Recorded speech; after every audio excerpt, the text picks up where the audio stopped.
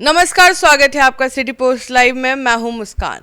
AIMIM के supremo और हैदराबाद के सांसद ओवैसी ने कहा है कि अब राजद और महागठबंधन के अगेंस्ट में तीसरा मोर्चा खोलने जा रहे हैं। इस पर बातचीत करने के लिए हमारे साथ मौजूद है हमारे संपादक दीपक शर्मा। सर, क्या होगा अब ये होगा कि ओवैसी जो हैं, हैदराबाद के सांसद असदुद्दीन ओवैसी और एआईएमआईएम के सुप्रीमो हैं, वे अपनी पार्टी को बिहार में मजबूत करना चाहते थे। इसके लिए उन्होंने बाकायदा भेजा था संदेश महागठबंधन को कि आप हमें महागठबंधन में ले लीजिए।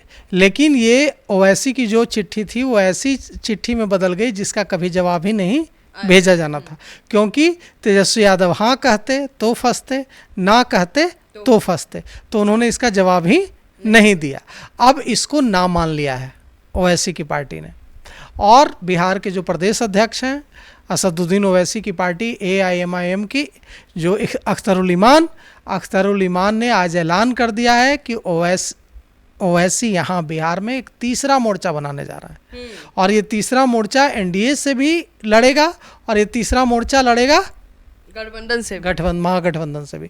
मतलब आरजेडी, कांग्रेस और जो पार्टियां महागठबंधन में है उसके खिलाफ भी ये मोर्चा लुहा लेगा और एनडीए से भी लुहा लेगा। इसमें कौन कौन पार्टियां होंगी, एक बड़ा सवाल है, अहम सवाल है कि अगर ओवैसी बिहार में एक तीसरा मोर्चा बनाने की कोशिश कर रहे हैं और गठबंधन करने की कोशिश कर रहे हैं जिसका उन्होंने ऐलान कर दिया, तो अब इसमें कौन कौन पार्टियां आएंगी?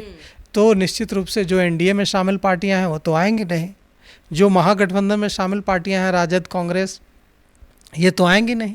लेकिन अपने दोस्त ढूंढ लेंगे, क्योंकि अपने दोस्त पहले भी ढूंढते रहे हैं ओवैसी।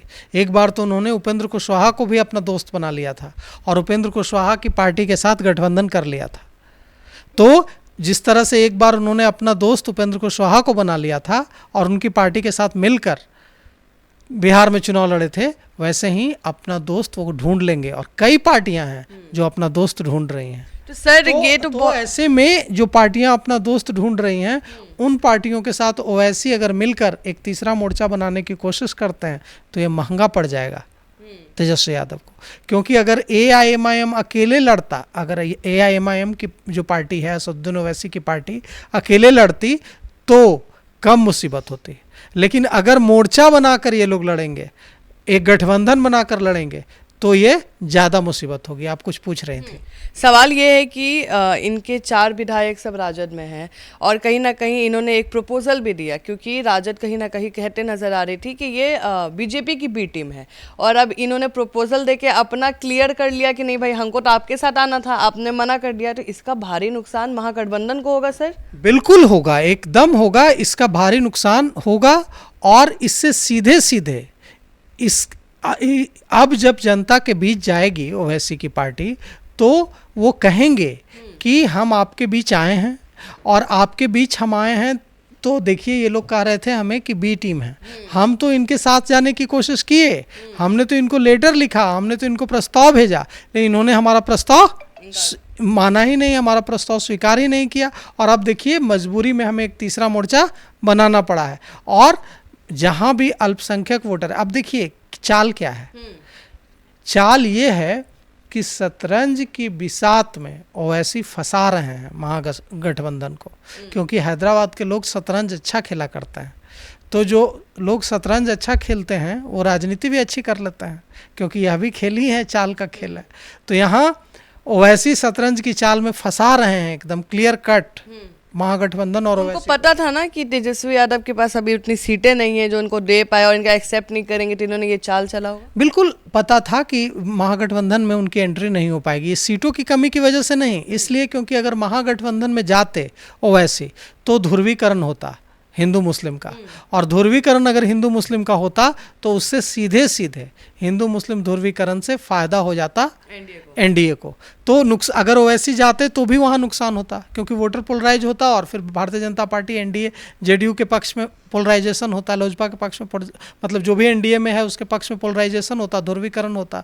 हिंदू वोटर्स इधर, मुस्लिम वोटर इधर, तो सिर्फ मुस्लिम वोटर से क्या कर लीजिएगा। राष्ट्रीय जनता दल महागठबंधन को बड़ी तगड़ी चोट पहुंचती। अब सवाल यह उठता है कि उन्होंने तो इसका जवाब ही नहीं दिया। जवाब नहीं देना मतलब ना कहना। अब तीसरा मोर्चा में कौन कौन पार्टियां आ सकती हैं? तो एक ऑप्शन अब सबके पास आ गया, क्योंकि देखिए अगर असदुद्दीन ओवैसी अकेले चुनाव लड़ते तो कितनी सीटों पर लड़ जाते हैं? 50, 60, 70, बहुत लड़ते तो 100, इससे ज़्यादा तो नहीं लड़ पाते। लेकिन जब वे तीसरा मोर्चा बनाएंगे तब तो 243 सीटों पर लड़ जाएंगे, और 243 सीटों पर अगर लड़ जाएंगे तो उनके जो सहयोगी दल होंगे उनके लिए भी वोट मांगने जाएंगे, मतलब 243 सीटों पर मुस्लिम वोट काट लेंगे। और 243 सीटों पर अगर मुस्लिम वोट काट लेगा इनका मोर्चा, तो क्या कितना बड़ा नुकसान होगा राजद और महागठबंधन को।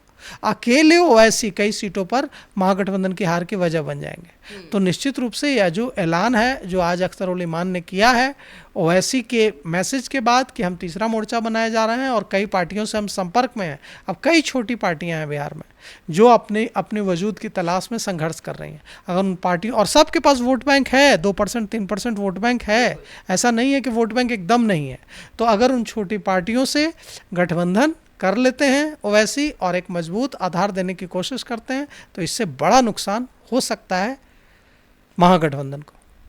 तो आप सुन रहे थे पूरे डिबेट को, और आपको क्या लगता है जो ये चाल है ये कितना कामयाब होगा? और अपना ओपिनियन ज़रूर कमेंट सेक्शन में दीजिएगा। फिलहाल इस खबर में इतना ही, आगे की खबरों के लिए बने रहे हमारे साथ। धन्यवाद।